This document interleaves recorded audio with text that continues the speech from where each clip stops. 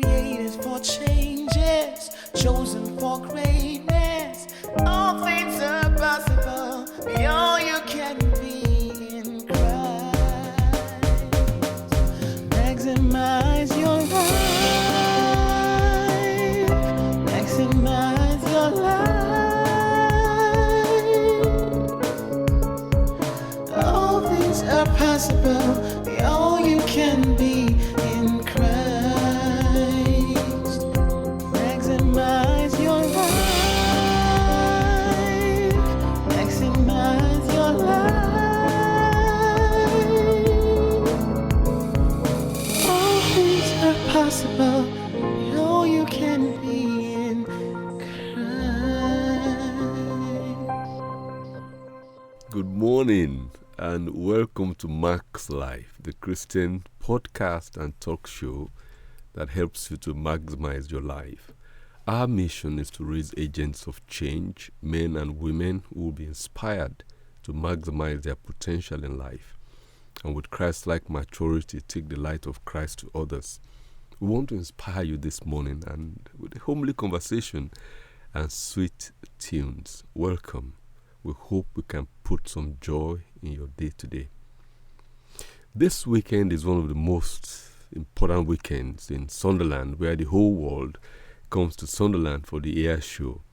And what a glorious time it always is every year. One thing I always commend the council and the organizers for is the amount of health and safety assessment and other safeguarding issues that have gone into the planning to keep people safe.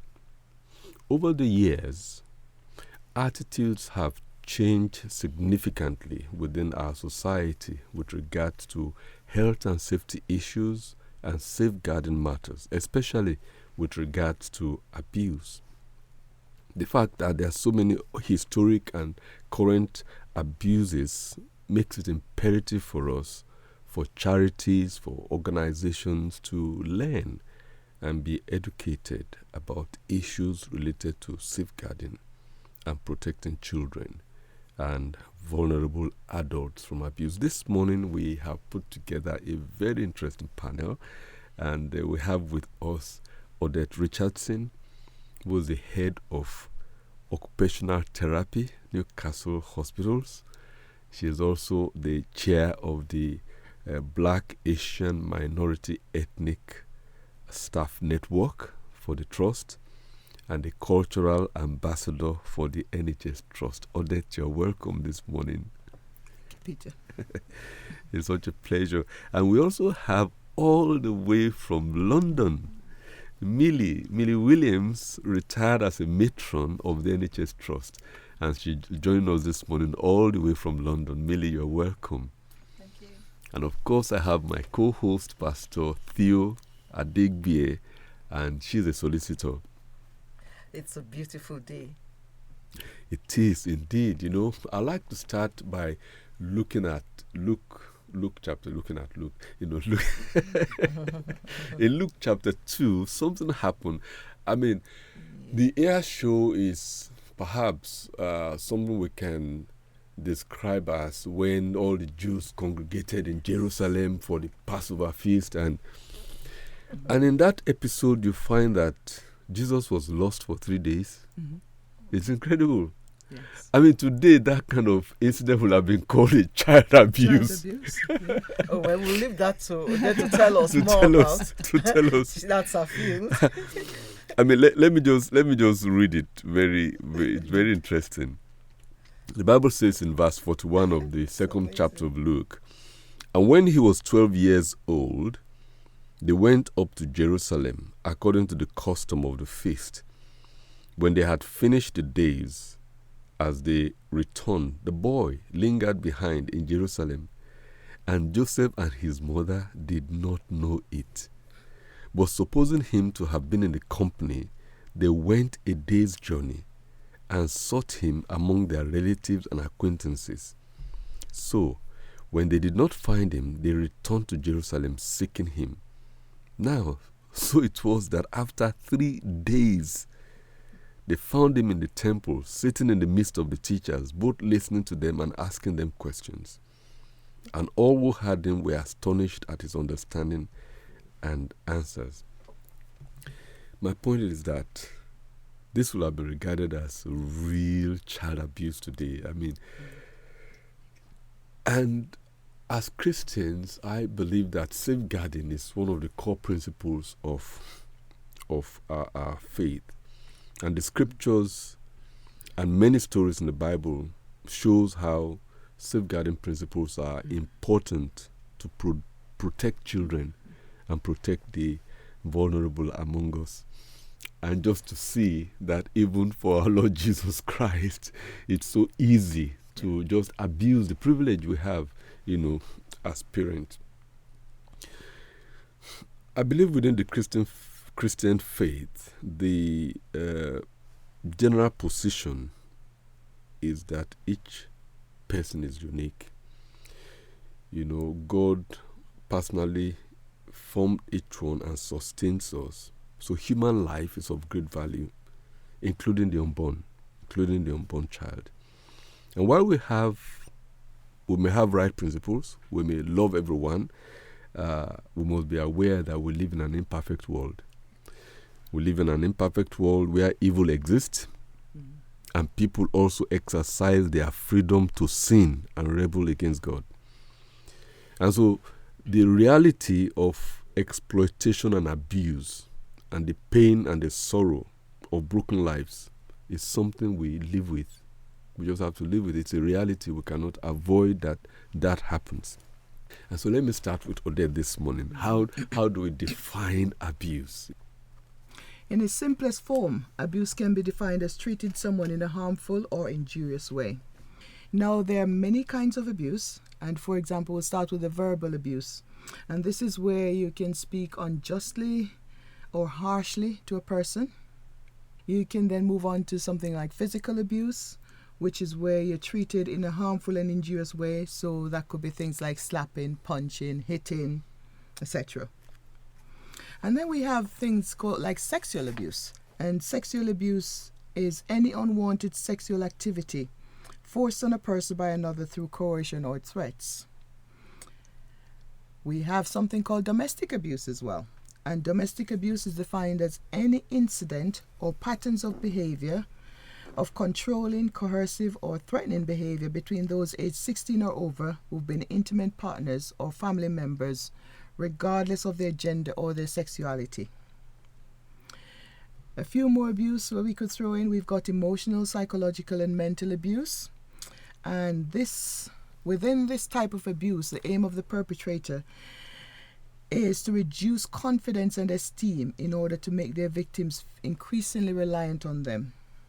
They can use tactics such as intimidation, bullying, constant criticism, and keeping someone isolated from their family and friends in order to control them. Emotional abuse in relationship is often a means of controlling the victim by having a strong mental hold over them. Mm-hmm. And then the other thing we have is something called financial abuse. And this is a form of mistreatment and fraud in which someone forcibly controls another person's money or other assets.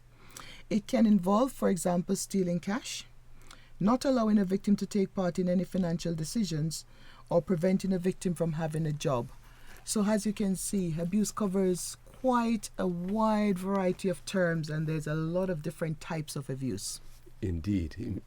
And that's amazing, because when people hear abuse, what comes to mind immediately is the physical and perhaps the sexual, because of, Einstein and all the Epstein and all the, women Me Too movement now. But it's quite a wide variety of things that can be hidden, things that are not on the surface, that are not easily seen. It's like the neglect of the child now. Yes.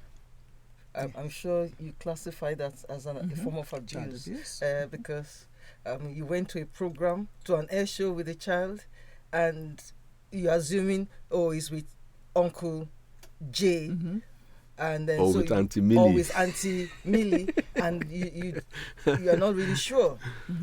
and couldn't find the child 3 days until 3 days after. But the other thing, Odette, is that I think within the law, abuse, like we have enumerated, there are so many.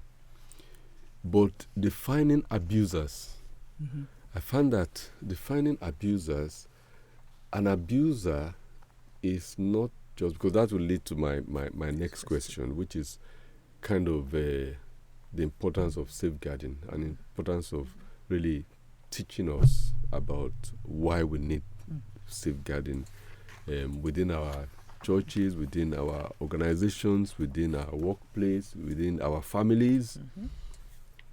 So you find to define an abuser goes beyond the person who is committing the abuse. The person committing the abuse is an abuser. Now, the person who knows about the abuse and does not report it is also an abuser. Okay. Yes, I think maybe Odette will guide us. Odette will guide us.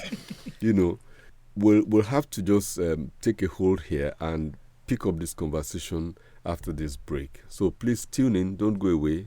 Lots of important stuff coming up.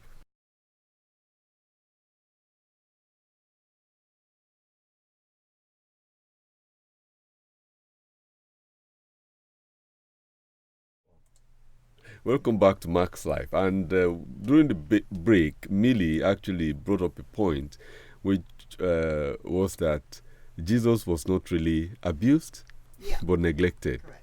And you were trying to point out the difference between abuse and neglect. Can you? Okay. Basically, when you look at the word or look at the situation, what happened back then, Jesus stayed because he had his work to do. His parents wasn't aware of it, and they went on thinking he was there. He was not physically, emotionally, or any one of the abuses that Odette mentioned earlier on. He wasn't abused. He was neglected because they did not know where he was. What happened then? So they were not paying attention. They weren't paying attention to the fact that he's by me, but all the time they felt that he was with Auntie Odette, Auntie Jane, Uncle so-and-so, but he's in the crowd. That's neglect. So sometimes we will have difficulty in linking neglect and abuse. Those of you who are listening to us this morning will think, well, I haven't abused my child, but yes, I did neglect him whilst he was out in the backyard. So you have to literally think how you can safeguard that child. How did the Bible tell us that the parents safeguarded the child? They went back to look for him. It took them 3 days. They did not stop because they had to find that child they loved. And I am sure they were anxious. I'm sure they were worried. And this is what's happening to us today in our church, in our religious atmosphere. We have so many different clubs, so many different issues, and we drop our children there. But we have to make sure that they are safe. And leading straight back, I'm sure the next section of it, we will help you and teach you how you can safeguard your children. So what is the significance of safeguarding? Because now, if we, from what you have redefined for us now, which is fantastic, there's a difference between abuse and neglect. Yes. But neglect is a form of abuse. Yes. Because you could call it, in my opinion, I would say neglect is a watered down sense of abuse, because if you're going to think about sexual abuse, and I would like us to come to that because I know there is a story back there. Yes. But let's deal with the present issue.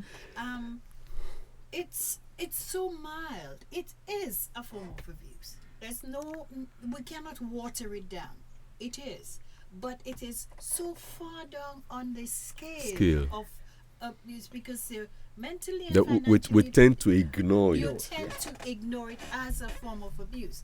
But what happened here, when you talk about financial abuse, straight away my mind go to the elderly, where the elderly in our family are being abused. Finally, everything that they work for is being taken away from them. And if you compare that with neglect, it doesn't ring true. It doesn't support one another. And the thing is, from the legal point of view, intent is also considered. Yeah. Yes. The motive, the mens, what we call mens rea in law, is also considered. Do the parents have a negative intent No. about Yeah. this child? No. No. No. All their actions show that they never intended to ignore him or harm him or leave him to danger.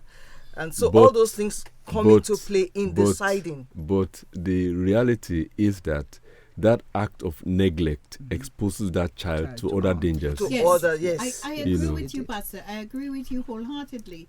That form of neglect, or where they neglected him, if it's in our present day society, a lot could have happened. Yes. So that Yes. child was really exposed to To risks and harm. all sorts of risk, all sorts of harm, and that's where you can tie it right back.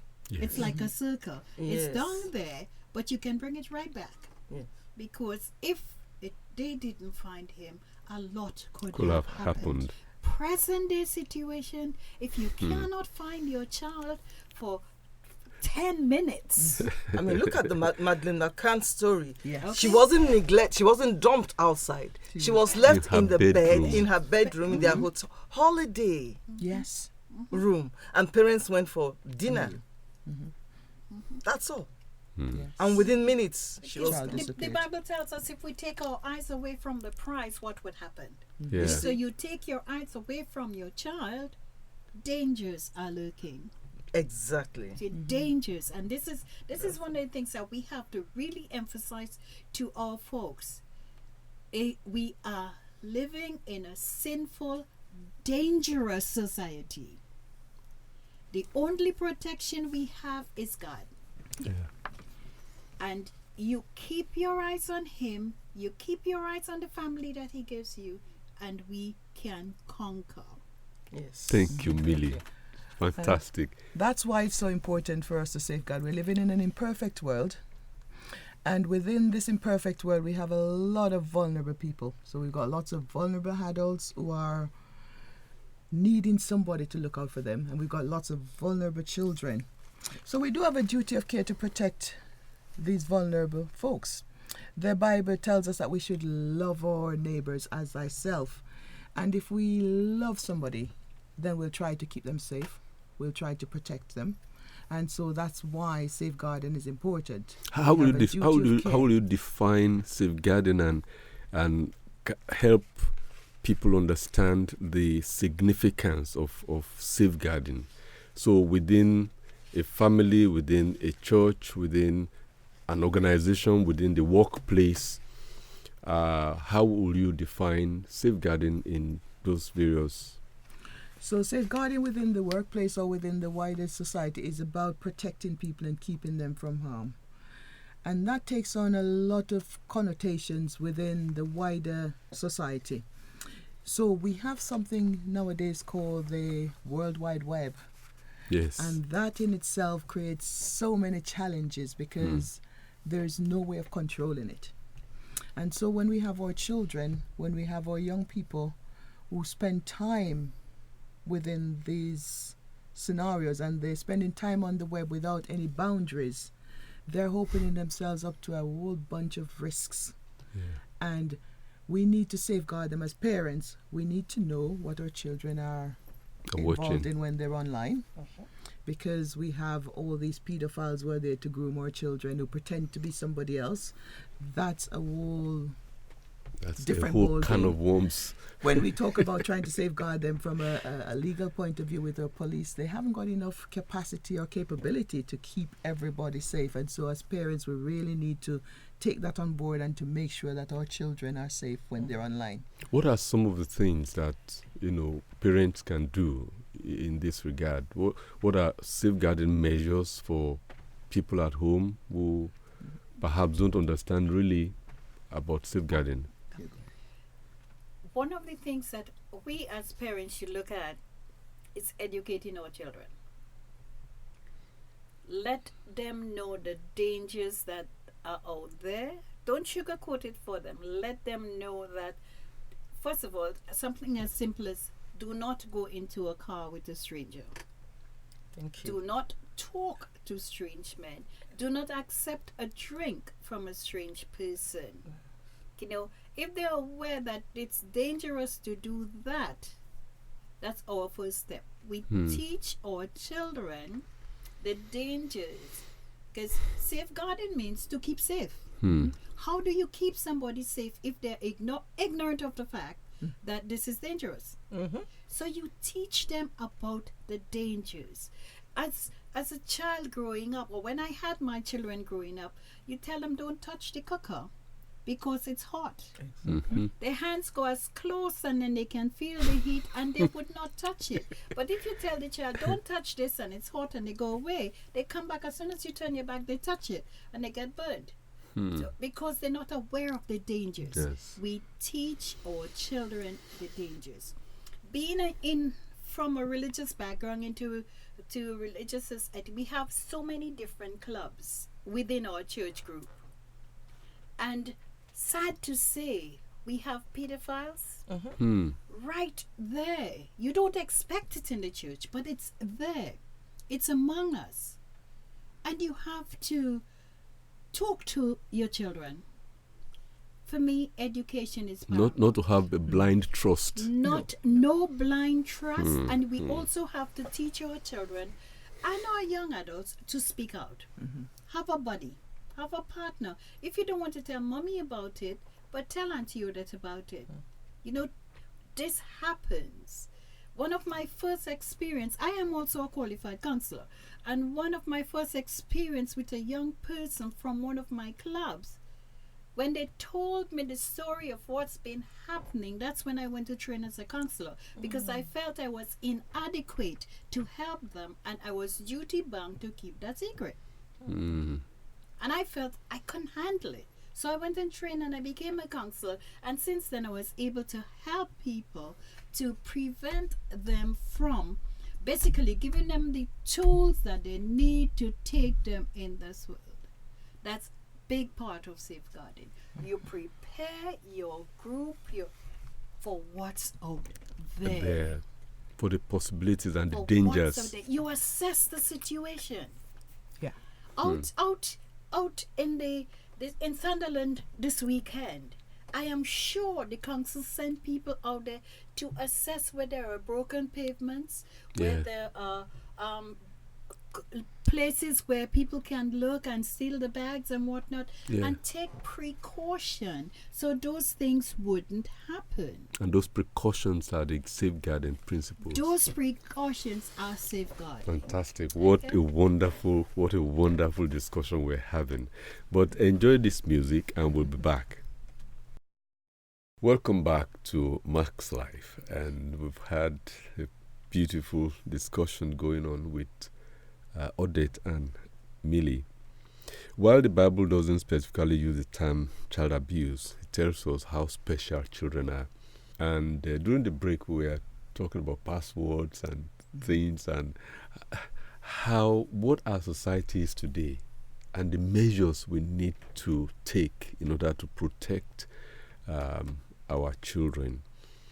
Now, Odette, you mentioned that in the workplace, it's a bit broader than that. We have to teach, and what are some of those measures that you put into place? So, for example, within the NHS, we have a lot of measures. Each member of staff has to do safeguarding training so that they're aware of some of the issues that could arise, and so they're in tuned to picking up risks and children at risk, adults at risk, vulnerable adults, etc. One of the important things that we do really well in the NHS is chaperoning. So when you go in to see a doctor and it's somebody from a different sex, you are chaperoned, because if they have to examine you, just to make sure that nothing out of place is happening. And that's one way of safeguarding our patients. The other thing safeguarding the doctor. And safeguarding the doctor as well. It's a two-way street, because people can and do accuse you of wrong things when you're innocent. So that's one of the things that we do. We are taught or trained to look for cues. So somebody coming into A&E might depict certain cues, and sometimes it rings a little alarm bell because it might be somebody suffering from a domestic abuse. There are lots of cues. They might come in with a partner. The partner will not allow them to speak on their own and things like that. So there are a number of cues that we're trained to pick up as we work within the system to try and support our patients to keep them safe. So I could go on and list a lot, but previous to when we came into the break, Millie talked a little bit about training our children and making them aware of the dangers that are out there. Yeah. But I think it's also a two-way street.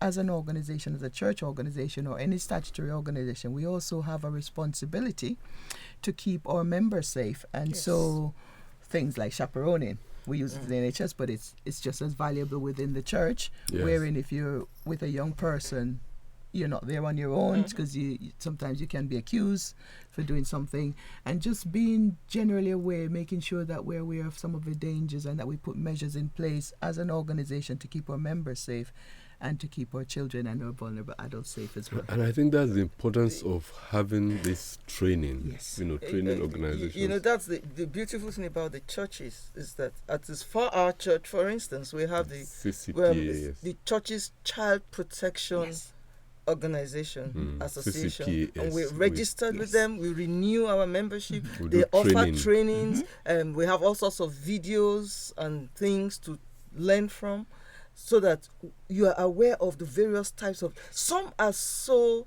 Subtle. like a young man in church carrying a child on his laps. Particularly a girl child. It's not just a girl child. You don't even want a male child, any either sex and all that. So all those things, it's so important. And like we said, the organization itself, the community itself has to be well trained.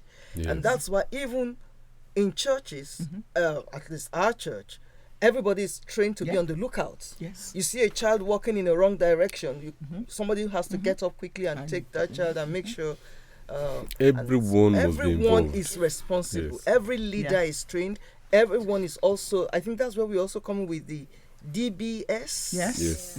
Because it's all part of the organization putting things in place. to We have a ensure saying that protection. says that safeguarding is everybody's business. Yes. And it's everybody's Yes. business because that's the only way we can keep people safe.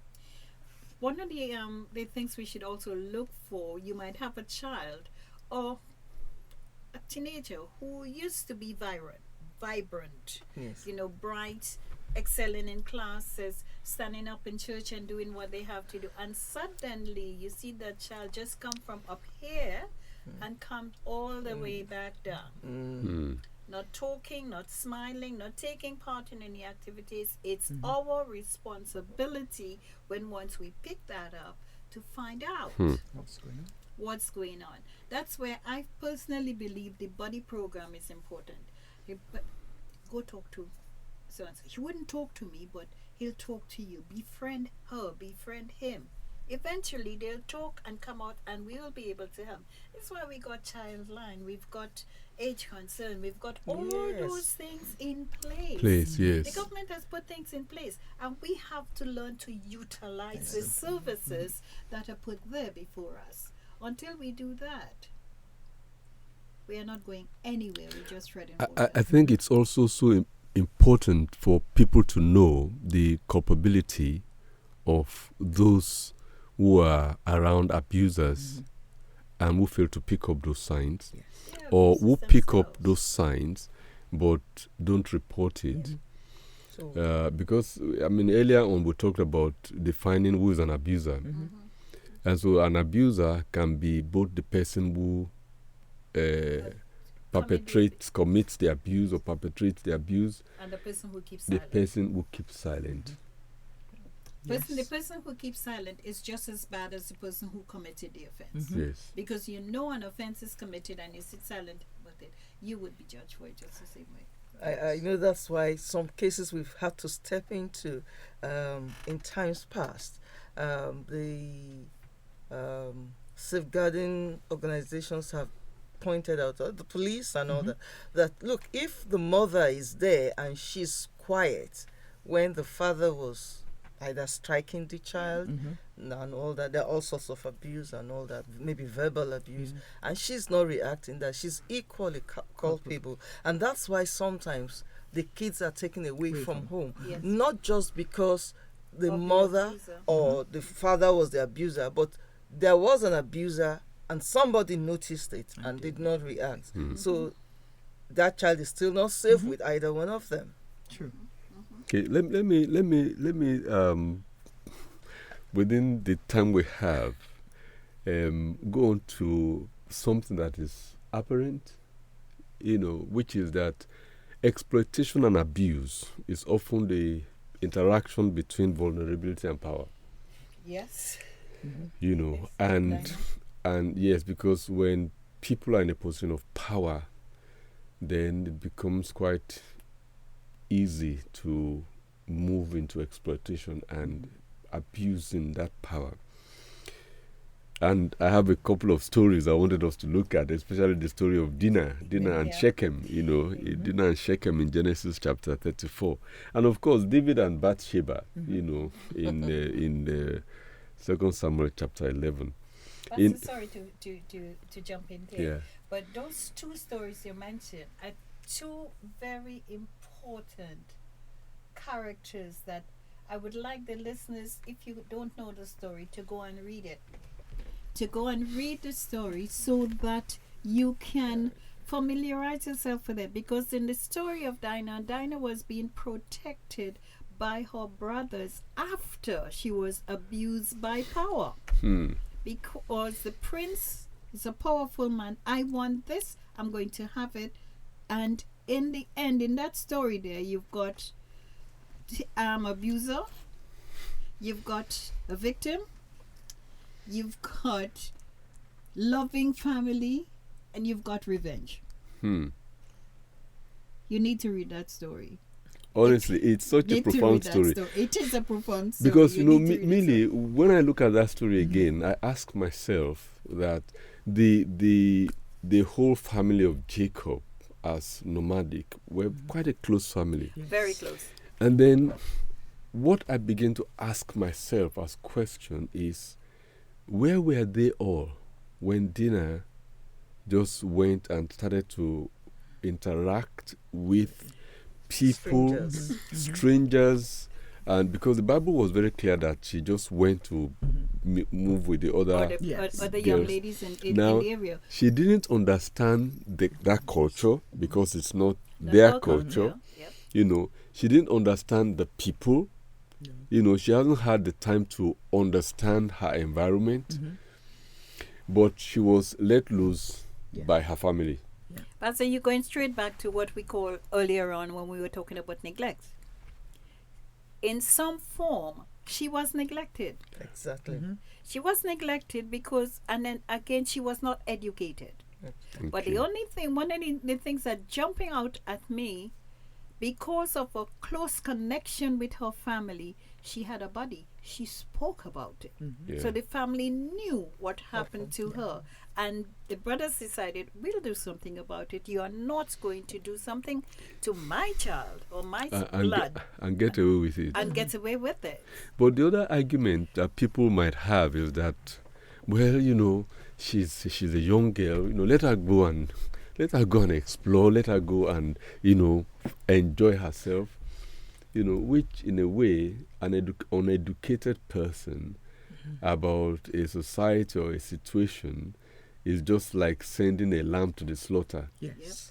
There is a saying in the Caribbean.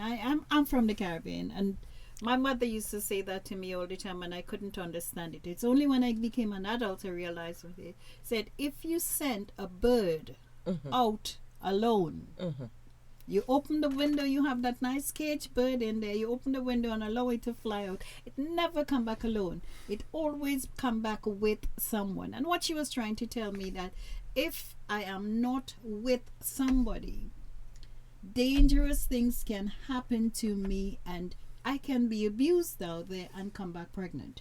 It was a long way of telling me to leave the boys alone or make sure if the boys come to me, run. Find your brother. But as an adult, I realized what she was saying. The caged bird in the hand that you did not prepare for the outside world went into the outside world and got abused. And this is exactly what happened to Dinah. She was not prepared for her immediate environment. And again, being the prince, he had the power. He can do anything he wants. When he say come, you have to come, because that was the time they were living in, because it's the Bible. I want to lay with you. He laid with her, but unfortunately for him, she had brothers. She had brothers too, but he fell in love with her, and the falling in love with her cost him his life. Read the story, folks. Genesis 34. Yes, Genesis 34. You just have to read it. Okay, we'll take a break now and then we'll be back. Welcome back to Maxlife, and it's a special program on safeguarding, and we have with us Odette and Millie and my co-host Theo, and it's been really interesting.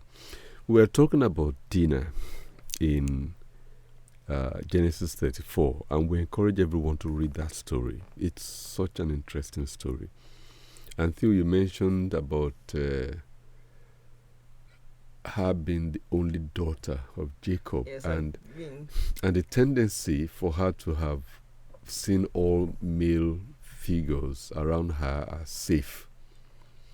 And so there's the influence of the kind of family background we come from, and how that can make us vulnerable in a world that is different. Trust.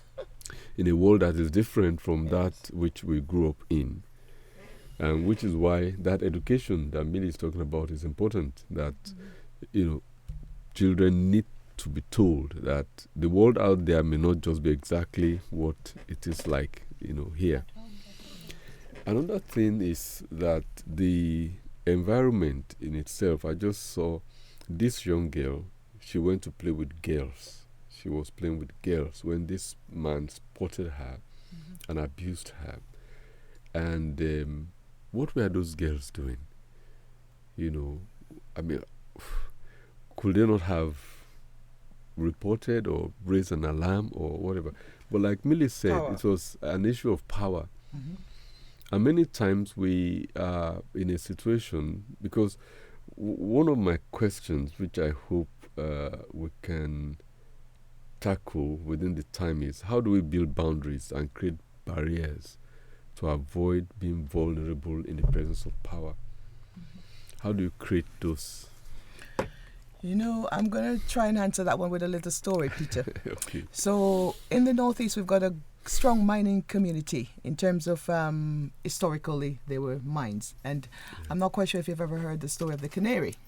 So within the mining community, they always send a canary down into the mines, and the importance of that canary was that they were able to detect unseen gases that were poisonous and that were destructive, and so they would alert the folks and they would empty the mine, thus saving the miners' lives.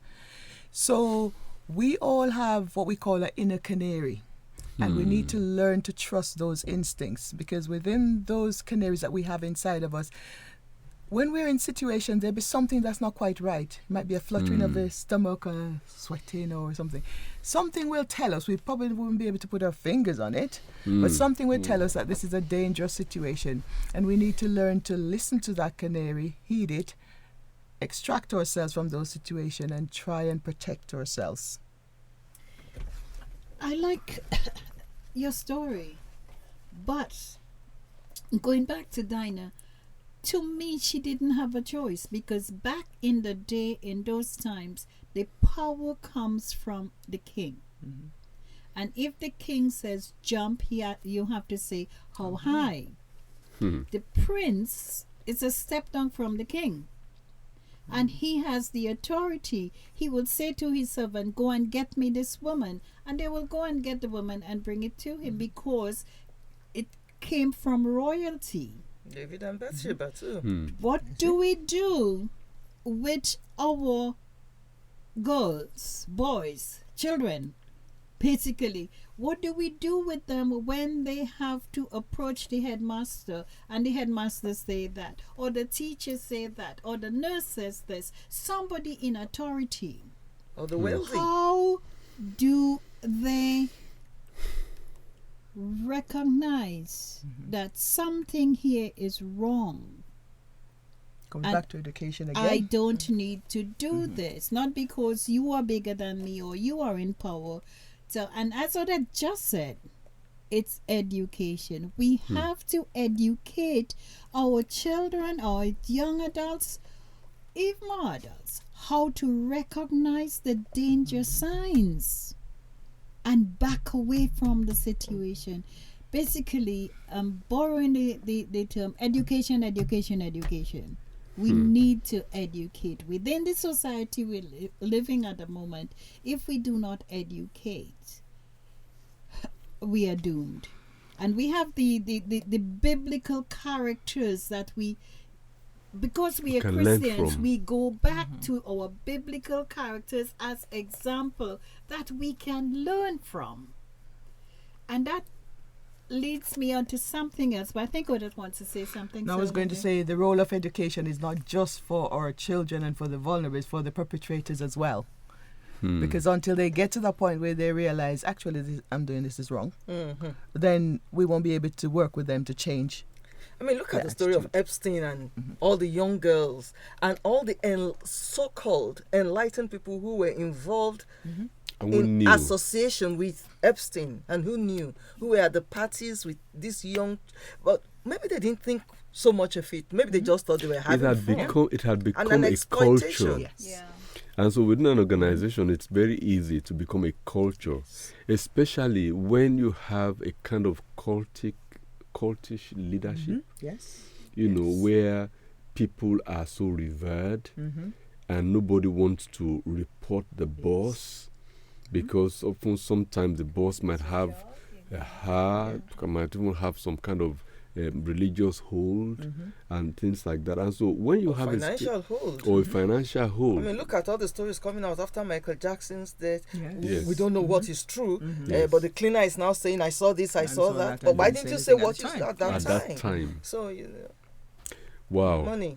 Well, we have to round up the program here, and I think we'll continue next week because there's just so much to unpack here.